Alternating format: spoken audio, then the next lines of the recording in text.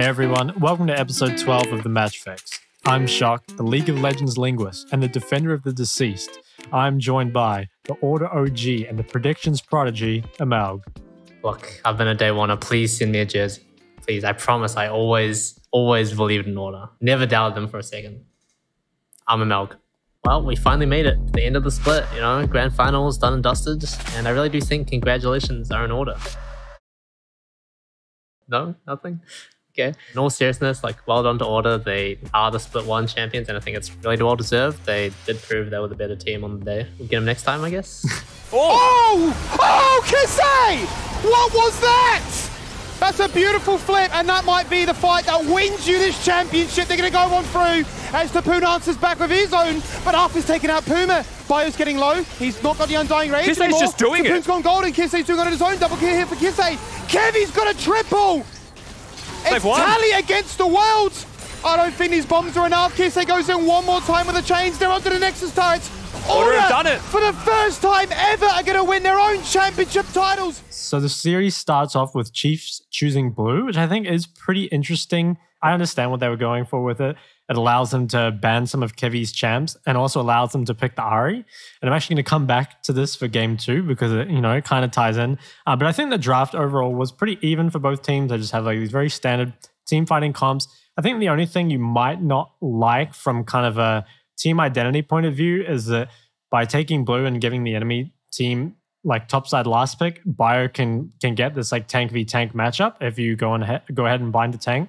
And I think BioPanther pretty much uncontested when it comes to tank v tank matches. He had something like a 70 CS lead in the game, and he was way more impactful than the Ornn. Draft on paper, I think was pretty even for both teams, but I'd maybe give a slight edge to Order just in terms of it felt like they got their identity. And in the game, it was pretty scrappy for a lot of it, and I actually think Chiefs were in a pretty good position. But then I think it was at around, I think it's the third dragon, where Chiefs get a bunch of kills, and then they do the drag, and then they clear the mid-wave, and then they do Baron. And because they spent all this extra time doing the drag, doing the mid-wave, the Order is actually able to contest the Baron. And I think before the Baron starts, Chiefs are up 400 or 500 gold. But after taking the Baron, Chiefs even got the Baron. But after the fight, they're down 1.5k gold. So it was really bad. I think if Chiefs had just been a bit more decisive and skipped the drag and just gone straight to Baron, they actually would have got the Baron and been in a really good spot there. So that was a big turning point, and definitely felt like if Chiefs had played it a little bit better, they would have been in a good spot, but Order capitalized on it really well. We've said this over and over again, but for a team with Chiefs where you have so much experience, surely you would be able to make a more decisive call than slowly taking Dragon, going to mid-wave, going to Baron, getting wiped. I feel like it doesn't take that much forethought to be able to identify that. I think it can be sort of hard to estimate in the moment just how much DPS you had, but it's just kind of a weird decision to me because I don't really see any mental thing behind it. They weren't really behind early game. They shouldn't feel nervous. They're 0-0 in the series. I don't see with the PGG Baron, I can understand why their mental state is a bit fragile, right? But I don't see any external factor impacting the Chiefs Baron decision. So I feel I don't know. It was just a really weird mistake. Yeah, there was also a common theme of Chiefs, which I didn't really like, and it was always engaging on Corporal and Leona. It felt sure, if the Leona's out of position, punish it, right? But I felt like they would blow everything, but Leona would get her aftershock off most of the time, and that would mean she's just survives twice as long, buys so much more time, and Chiefs had to expend so many more resources trying to kill the Leona, and then they've used so much that Order just walk at them, win the fight, win the game, and Bob's your dad's brother. Yeah, I think that ended up being a real story of the whole series. Pretty much no matter what happened, Order consistently played team fights better. And I actually think it wasn't even always on a team level. Even individually, a lot of especially in the solo lanes, mid and top, I felt played team fights a lot better throughout the series. And that was a really recurring theme for me. And it was a big reason why Chiefs struggled in a lot of these games. Game 2 after Chiefs lost was pretty interesting because they chose blue again. So I can sort of see what they're going for, but I do think the red side proves to be better later on. So they first picked the Zeri instead of the Ahri this time. And I think at least from my perspective, like one of the big reasons you're picking Ahri early is to avoid giving over Ahri Hecarim and then having this like really difficult mid jungle to play against. But then this game, they first pick the Zeri, which I think is smart, and they go the TF into the Ahri Hecarim, which in my mind should be very, very difficult for TF to survive, but he actually manages it really well. So if the reason they were picking Ahri in the first game was because like they couldn't play out the situation, then in this game they actually proved like Tally, he doesn't pressure the map very much, but he is pretty good at not dying. I'll give that to him. So yeah, I think Tally played it out quite well, and it gives him a lot more draft options if you can give over this Ahri Hecarim and like not be too worried about it. The Nasus 5P was sort of, I think on paper maybe it's good because I think like you get a pretty free bot matchup, I feel like, when you versus Tom, and you also have the Nasus versus Zeri. But I think just the way that these teams play, I don't think either support is really like, they're not bad players by any means, but they're not like the big heavy hitters.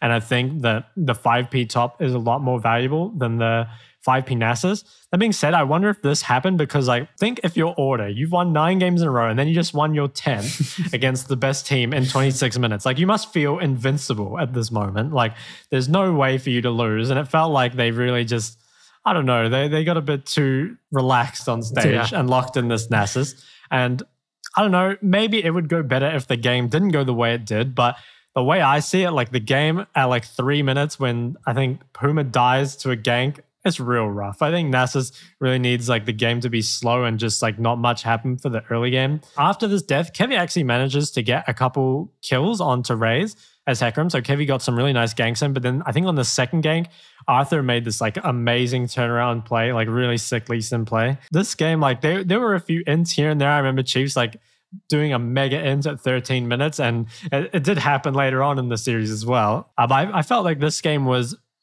maybe the only game that felt just not a draft gap, but really just like a freebie given over almost. It felt like this game wasn't Order's true strength or true potential. And pretty much like once they fell behind, I think their comp just sucks, and Chiefs just kind of rolled them from that point. What I'm really interested to know is like how well that Nasus pick went in scrims, because like surely they would have picked it at least once to pick it on stage like this. So I want the scrim data, man. Like people can't have that much practice on it, right? Yeah. Because it hasn't been around that long. So yeah, I don't know. I feel like it's been around for like at least like a season, right? What? Nasus support. I feel like no one played Nasus support until LS tweeted about it like maybe like 2 weeks ago or a month at max. I don't know when it was, but maybe they're watching a bit too much LS because they also bought like 2 Frozen Hearts that game as well. That was really funny. So that made it 1-1. I actually think that's kind of important because like I was saying, Order like really would have felt invincible and had like huge amount of momentum after game 1. But after game 2, I feel like it kind of just like resets the mood for both teams. Yeah. Game 3, Order have side selection, returns to something a bit more standard. They obviously choose the red side, and their comp, yeah, it's just pretty normal all the way through. And they also got their top side last pick with the Gangplank. I think that's the only thing that's like a little different. You know, you don't normally see Biopanther playing these like kind of carry champions, but he ended up playing pretty well during the game. And I also think one nice thing about the Order composition is it's a comp that makes it very, very difficult for Raze to play. You know, he's playing the Aphelios into like Diana, Gangplank, Vex, Leona. You know, it's just like, it's much harder to be an AD carry in this position. And I think it really does look like the Tally and Topoon aren't having the same like impact that they were before. And it's like up to basically Arthur and Raze to really put on the big carry performances. And this game was mainly decided in team fights, although there were a few like really weird macro decisions. I remember this one where Tally like pushes top all the way in and he bases for a needlessly large rod. But even though he has TP, he could have like stayed on the map longer and then based, or he could have like pathed out of base to top. But what ended up happening is he just like grouped mid and Gangplank crashed like 3 waves top, took a tower, and then crashed like another wave or so. So I don't know how much gold Gangplank got just then, but he got like a ton of gold for free. And it didn't need to happen at all. It was just like super weird to see. And then in the team fights themselves, I think the real turning point, again, it's like another dragon fight where like Topoon, I think he fails the double jump with like the Gnar Mega and he just like flash ults and doesn't really do anything. And also, Kize managed to get like a really nice snipe. He got like his Vex ult through like 3 or 4 people to hit the Aphelios. And then like goes in, burns both of Aphelios' sums and chunks him to half. Really, this was like a pretty winnable fight for either team. And I think the Chiefs solo laners just played it like a little bit better. And then there was like a couple more team fights. There was actually this one team fight. I just said how Toppun trolled, but there was one that Toppun like mega smurfs straight after, where he like kills the backline and kind of keeps them in the game for a bit. But I think at this point, it was like that dragon fight, they died, they lost Baron. They just like kind of fallen too far behind. And it's a rough situation to be in, because like when you're like losing to something specific, like you're losing to a specific champion, it's easy to make adaptations. But when you're losing to kind of like a fundamental like team fight difference, it's not something you can just instantly fix. And I think like other than maybe band-aiding the issue with draft or like getting the red side and making like it a bit easier for you, there's not that much Chiefs can do to like fix this problem in the moment. It's really difficult to expect them to be able to like formulate like a step-by-step strategy on how they're going to like play these fights when they're already like being pressured. And honestly, the game was really close for the majority of the game in terms of like gold. This was definitely more of a like gradual win for them compared to game one, where it kind of just the Chiefs lost 2 fights and then it swung in Order's favor. I think especially like Kisei on the Vex, like I think he's playing really well on it. Like it's proven to be a good answer into the Ari from Tele. So yeah, definitely props to him. He was definitely carrying a lot of those fights. Okay, so with that game, we bring the series to 2-1 in Order's favor. So game 4, the match point, we finally see Chiefs pick red, which I think is definitely the right decision. And I honestly don't have too much to say about the game. I feel like the last pick, Malzahar, was like really, really good. I think it's like good against their mid jungle. It's like a good champ. If you, like we were saying before, how it is hard to kind of like make adaptations in the moment to fixing like a fundamental team fighting issue. But honestly, picking a champion like Malzahar is like a pretty good way to do it, because honestly, I think of Malzahar sort of like Brand. Okay, this is going to be a weird comparison, but like Brand and Malz are those champs that like, even if they die, they just put out a just crazy amount of damage. Like you often see Brands are like 0-10 still just like doing, you know, ridiculous damage. And I think Malz is like that, but even better. He's like quite a bit safer. He's got this like really OP ultimate, a ton of damage. And I also think that like against those assassin champs like Akali, Diana and stuff, it's like a really hard decision, honestly, because it's, if you buy the QSS, you lack so much damage and you might not be able to hit the breakpoints where you can like 100-0 important carries anymore. But also if you don't buy the QSS, as we kind of like see in the game, you just become useless, right? Like you just die. It's such a real hard situation to be in. And I don't really agree with a lot of people that say, you know, if you buy QSS, Malz is useless. Because I think Malz, like just in terms of pure damage, scales really, really well. So honestly, I think Malz is really underrated. And if you can get a good situation for him, like they did here, it's really, really good. Yeah, I think it was a really great pickup from Chiefs, like locking in their 5 females.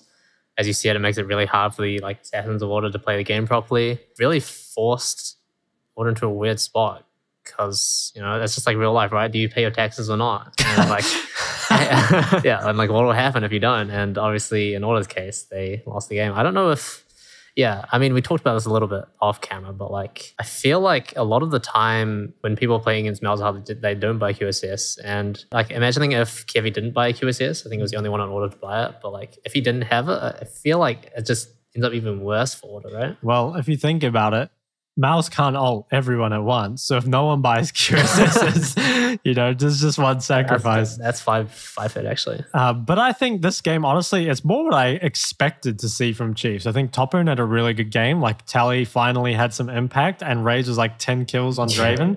So this was like the quintessential Chiefs. I like it.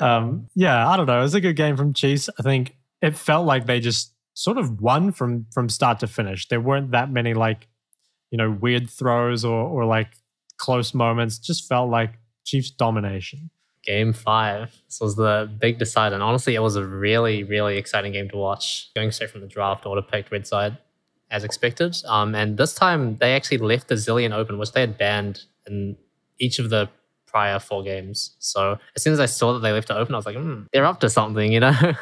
So yeah, obviously Chiefs first pick it and then Order answer with Karma Hecarim. Yeah, I saw some people saying that like it's a bit awkward for Hecarim to play into Zilean. I saw that tweet from Cupcake. I honestly don't really agree. And the reason is that like, okay, it's true, Zilean can like mess with Hecarim a lot, but also with the way like the rest of the comp gets drafted, like they have a Gwen, like Zilean wants to, you know, speed up Gwen, you know, he wants to slow down Hecarim, he wants to like slow down Silas, you know, there's like a lot of things going on for Zilean that I don't really feel like Zilean can just focus on ruining Hecarim's game the whole time. I think maybe if it were a different sort of game where there weren't really those other champions like alongside it, it would be like way different. But I think in this sort of game, honestly, it's not really a big deal. Yeah, it kind of feels like one of those situations where like there's almost like too much for the Zilean to do that he can't actually feasibly do each thing.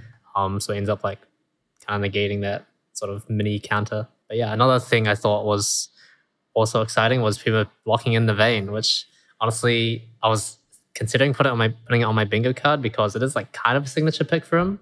He's whipped it out like a few times before. Honestly, it didn't do that well, but it was still cool to see. Overall, the draft, I would actually I would slightly favor Chiefs. I actually think Chiefs kind of came away with a bit better draft. I think they have this like really strong team fight composition, whereas Order have a bit more of like a, not a 1-3-1, but like close to a 4-1. Like they've got the Tryndamere, they've got the Sylas where like you want skirmishes, but maybe not full-blown team fights. Yeah. There was one thing that I thought was super weird, which was that in the second phase bans, Chiefs banned Gangplank and Braum. And I was like, man, the supports aren't doing anything this series. I really don't think Braum is going to be a problem. Yeah. Also, the Karma was just flexed into support anyway. So, like, was this really a good ban? And then Bayer gets a Tryndamere and just goes, like, absolutely nuts on it. So, I think that Braum definitely should have been a Tryndamere. But I think other than that, I think the Chiefs had a slightly better draft. The game was pretty interesting. I think, like, in the early game, the Chiefs ball lane got, like, a couple kills. And then, like, Kevy managed to kind of, like, kill them one more time and, like, slow them down. But for the most part, the early game was like going really, really good for Chiefs. And I actually think there was at this point at around 1930 where I think Chiefs have a super high chance to win the game. I think they've got this like mega strong mid-game composition and they've already like snowballed out of the early game. Then they just make this giant throw under the mid tower, and it's actually insane. This is when the pendulum starts swinging back and forth. By the way, the Sylas goes from being like completely useless, like actually out of the game, to getting like 4 kills or like 3 kills in a shutdown. Or I don't know, it was something ridiculous. Yeah. And it was like a 4K gold swing because they got all these kills and they got the Baron. It was just like, and it was off an int as well. Like I remember Puma like rolled forward and died, and then they like tried to dive the tower afterwards, and it was just so sad to see because I was like, man, if you don't do this, the game's in such a good spot, and they just threw it so hard. Yeah, it really was a disaster for them. I don't know, they got a bit too excited from getting their Vayne pick and then just trying to juice up and get the Karma as well. But like Karma's not that easy to kill when she's got like Mantra W and like shields and stuff, and Order weren't too far behind, so it really was like quite a big overreach from Chiefs, right? For just pretty much 1 kill in isolation. There was this one team fight actually, Pendulum Swings again, where like Biopanther and Kisei like both entered. I think Biopanther's like off chasing the Gnar and didn't even manage to kill him, I think. Yeah. And Kisei like flashed in and missed E. So that gave Chiefs like an opportunity to win a team fight, but it didn't really turn out to be enough. And I think after this, the pendulum swings again. And like, to be honest, the last 5 minutes out of Kisei, like the last 5 minutes of the game, he played like really, really well. He like solo killed the Gnar. He like won that team fight and killed him his fortune. He like eased into the base with the Gnar ult. So like, you know, it doesn't matter how many times the pendulum swings if the last 5 minutes are all really good. And to be honest, it was quite cool to see from Kisei because I always thought that he was a player that played a lot better in solo queue and scrims as opposed to stage. And I think like you kind of saw that throughout the split, right? Like he didn't have the best split. Players he did start to play a bit better. And even though I think he was quite inconsistent in this series, like if there's a time to pop off, it's in the last 5 minutes of the last game. So yeah, very well played to him. Just like based off his general demeanor, you wouldn't really expect him to be someone who like struggles with nerves. He always seems just like he doesn't really give a fuck, honestly. He's almost always got a poker face on his player cam. But yeah, he really just shows up where it counts, right? Game 5 of finals, and he's just making all these crazy plays that a lot of people wouldn't like or would be like too scared to do, right? Like you said, solo killing the Gnar and just pretty much unlocking the win for Order. In summary, like of the whole series, honestly, despite it being a 3-2, I actually think Order was like significantly better than Chiefs. Like, okay, Chiefs did build up quite a lot of leads, but Chiefs had so many chances to win this. They threw so many times, and Order like caught that every time. So as much as it pains me to admit as an Order hater, I think Order were clearly the better team. I don't think it was like, I mean, I don't know, you can argue like if they build these leads, like maybe Chiefs are way better, but if you just throw it every single time, like I don't know. It doesn't really matter what happens outside the game, right? It just depends on like whether or not you can make or you can transition your leads into wins, right? Yeah. And Chiefs really just stumbling so much whenever they had like the potential to win a game. Yeah, it was crazy because it felt to me like Order gave them a free win with the Nassus, and they gave them like 2 more free wins with how far behind they fell, and they still managed to win 3-2. So that was pretty insane to me. Honestly, I'm not sure if Order just became insane or Chiefs just fell off. I'm actually tending more towards Order became really good because they like smashed every other team as well, right? And they 3-0'd PGG. So yeah, I guess Order just like really ramped up.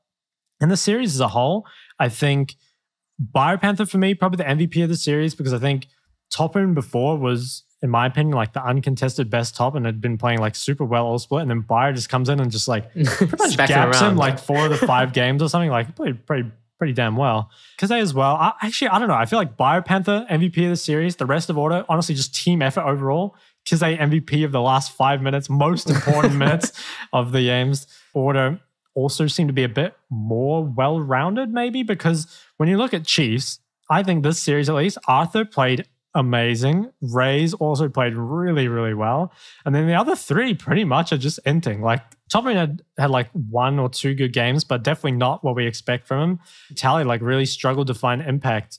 And it's so weird because I felt like this was the one split where Tally had actually had some good impact. He went like 11-0. And that might have even been versus Kaze, was it? I actually can't remember.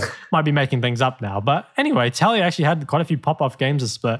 But then come playoffs, he's been very muted and hasn't really like had a big impact. So I don't know. It'd be interesting to see what changes for Chiefs. And also really interesting to see how Order's going to do at MSI. Yeah, I am so excited to watch them play. I feel like they finally found like that ceiling, right? They scaled up during the playoffs somehow. I don't know where that was during the regular season, but you know, they found how they wanted to play. They executed on it well, and they're really just drawing on like the star power that they have in their roster, and they look super confident in doing it as well. All right, that's it for the games.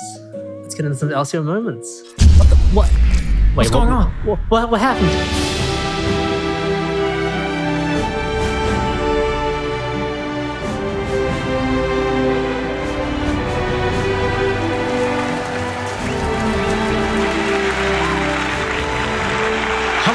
Hello, everyone. Hold your applause, please. It's the end of our split, and we've decided to give away some prestigious, world-renowned, Shock and Amalg-endorsed Matchfix Awards. Yeah, we don't want to waste your precious audience retention, so just like Direwolves in the playoffs to split, we're going to make this quick. Thank you. Our first award is for Best Tweet, and I have Amalg here to run us through the nominations. We've had to dig through years of archives to find this, but our first nomination is tweet from Tally. That's a Chad tweet, man. Our second nomination is from Balkan, who after watching Peace versus Order, tweeted out after watching the game for 10 minutes, it was going to be an easy win for them. Next up, we have Tally coming in with yet another nomination. This guy is the Twitter king, saying that it looks like they need to practice because obviously they have a history of not swapping each other for the split. So, spicy stuff there. Last up, a tweet from Dragku, calling out his teammate Arthur for looking like the Pokemon Shuckle. He definitely looks like Shuckle. And the winner is Tally on Peace not paying their players. Congratulations, Tally. Looks like he's finally won himself at least one award for the split. Next up, we have the Most Awkward Interview Award. Now, this one is very prestigious. And you know, I had to sift through a lot of old footage, but this one really takes the cake. And that is Kyosei in his interview with Kitty for the match. Hello. Hey, how are you? Congrats on your first win of the split. Thank you. My sincere congratulations to Kitty and Kyosei for making it into the next Bethesda game as NPCs. Zooming right into the next one, we have the award for the best victory cam. Again, another really difficult one. Obviously, there are a lot of victory cams, and this one was especially hard to pick. The nominees are Winterer with his Lee Sin cosplay, Shinky putting his Mammoth jersey in the bin after a decisive victory, Puma's obviously very excited victory cam after winning Game 5 of Finals, and Peace carrying Cheon after he carried them. And the winner is Shinky, putting Mammoth in the bin. Well played from Shinky. It came out of nowhere. It was based. We have an additional award for the best supporting actor. Now, these are people who were not the main character in their cameras, but they played a huge part in helping build up that story. First up, we have Mayfan's mum, who was observing their son playing a game of League of Legends. Next up, of course, the infamous Energizer battery from the Chiefs player cams. Praedyth streaking consistently in the back of multiple PGG player cams. And Lisa feeding Appy. And the winner is the Energizer battery. Congratulations. But alright, that's enough of these serious awards. Let's get into some fun ones. We have Best Moment on the Rift. First off, Kisei's game-winning Grand Finals engage on the Silas. What was that? Next up, Puma completely dismantling Peace on the Ashe. Puma! Look at the flash! Kisei with a Tryndamere dive, cleaning house on PGG. It got a double! How? And last but not least, the Chiefs vs PGG infamous Game 3. Nexus left on 1 auto attack. Can they do it? They beat Ace! And the winner is 1 HP Nexus from Chiefs vs PGG. That was definitely a soul-wrenching moment for all of us. Yeah, that was so hype. Go ahead, Jock. Tell them what they'll be winning this fine evening. Next up, we have the Matchfix All-Pro team. Very prestigious. Very prestigious. I know we've said this for most of the awards, but this one, this one will take you places for sure. Me and Shock, we've mentally downloaded hours and hours of gameplay, and we've decided that these players deserve the award the most. In the top lane, we have Biopanther. In the jungle, Arthur. Mid lane is Uppy from Peace. Bot lane, of course, Raze. And in the support role, this one was particularly difficult. We ended up deciding on Corporal. Now walk me through these decisions, Shock. Okay, well look, they're difficult decisions to make, but I've never been known to be wrong about predictions or anything else really, so you can trust my opinion is what I'm trying to say. So I think top lane, I don't know, it's a hard thing to say because top lane played really well, like pretty much the whole split, but there has to be some form of recency bias and also some form of like finals are the most important thing ever, right? So Bio kind of destroyed top lane in the finals, so I feel like I'm sort of obliged to give it to Bio because he played the finals so well. But top lane played the split really well as well, so it's a hard decision, but unfortunately I do have to give it to an order player. It does hurt me deeply, but sometimes you got to do things you don't like in life. It's just the way it goes. So in the jungle, I feel like this is also somewhat a form of recency bias. I feel like the first half split, like the first half of the regular split from Arthur wasn't that good, but actually since then, he's just been on the up and up. And like this guy tried to just like drag his team over the finish line in finals, like really insane play in the finals, to be honest. So I feel like, I think Balkan would be a pretty good option here as well. But in my mind, just like based off the heroics of the finals, like I can't not put Arthur here. Yeah. Both Arthur and Balkan definitely performing especially well on the Lee Sin, but there's got to be a winner, and this time it will be Arthur by a narrow margin. Now, mid is one I'm a little bit not sure about. I feel like Appy overall is probably the most skilled mid, and I think he, for the most part, like played really well throughout the whole split. I think he played pretty well in playoffs as well. I also think like Kisei has definitely had the higher highs, but has had plenty of low lows. And as I said, it's the pendulum. He swings back and forth. I guess Kisei would probably be my runner-up, and it would be quite close. You can't really discount the like how well he played, especially in like Game 5 of the finals. But I do think overall Appy is a bit better and has like shown that. That being said, I wouldn't be surprised to see Kisei take this for split 2, because if his playoffs level is his new like baseline or his new level, I think he's probably the best mid. Next up is Raze, and obviously, I feel like it doesn't require much explanation. This guy has always been consistently good. You give him a lead, he'll take you over the finish line most of the time. We didn't see that in the final series, but he's definitely one of the, as they say, the perfect player. Yeah, Raze 1v9, like game after game, honestly, it was pretty crazy. I do think AD is maybe our most skilled role at the moment. I feel like Raze, Praedyth, and Puma are all like really, really good AD carries. I think Raze is just a level above them, but they're all quite good. Last but not least, Corporal. Now, we discussed about this a lot. We had a lot of difficulty. Tell us why. Well, so if AD is our highest level, support is certainly our lowest level. I'm really not too happy with the level of play shown by the supports. I think sometimes like supports really get away with a lot by playing their like Thanos champions that just like can't die and can also solo kill you. It's really quite annoying to me, actually. But yeah, I don't know. I really struggle to pick this one because I'm just like looking at supports inting left and right, and I really just don't know who to choose. That being said, I think Corporal like, okay, when Corporal dies, normally they do get some stuff. So I'm not sure if that's Corporal like being in the right position and like baiting them, and then it's just like, you know, it goes well, or if Order's just like, you know, the rest of Order are making up for it. But I think Corporal actually had the most deaths in the playoffs at like 55 or something, which is not uncommon for a support, but still a lot of deaths. So I think despite that guy being a terminal enter, he is probably the all-pro support. Just, yeah, I don't know, Beats fell off, Rip Bozo, and Drake, who also hasn't like played that well, I think. So yeah, hard decision, but I do have to choose someone, unfortunately. And Corporal, you're it, buddy. Congratulations once again to our all-pro team. If you guys ever need an additional team member, hit me up. Next up, we have Matchfix Rookie of the Split. Who's going to be winning this one? So, ladies and gentlemen, boys and girls, this prestigious award, Rookie of the Split, does go to Voice. There are some marks on this guy's name. I've been informed he's a K-weeb. Overall, Voice has played pretty well. He's got a pretty nice champion pool as well. He's shown some majors like the Karthus and stuff. Yeah, and he started out the split being like a literal nobody. I had no idea who this guy is. Never seen him in solo queue before.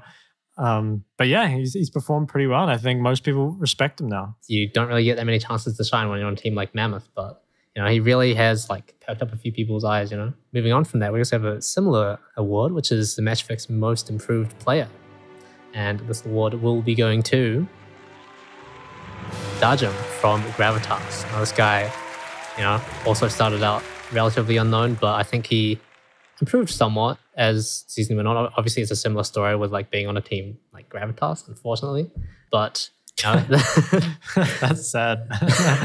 This guy, yeah, he started to do more stuff and he started looking a bit better. And I'm pretty excited to see what he brings to Split 2.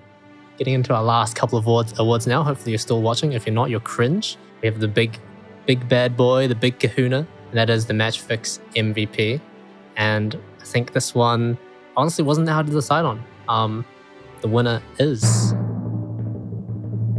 Raze from the Chiefs. Now, obviously, this guy did not manage to get his LCO title, but put on a damn good showing.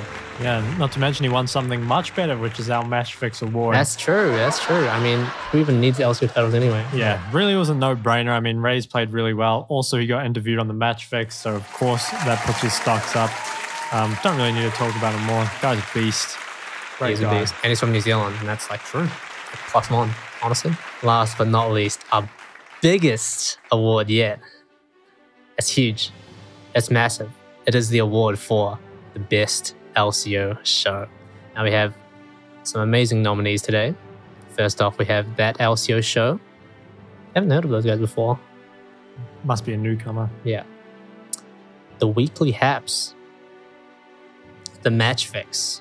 And lastly, of course, the LCO broadcast themselves. And the winner for Best LCO Show of Split 1 2022 is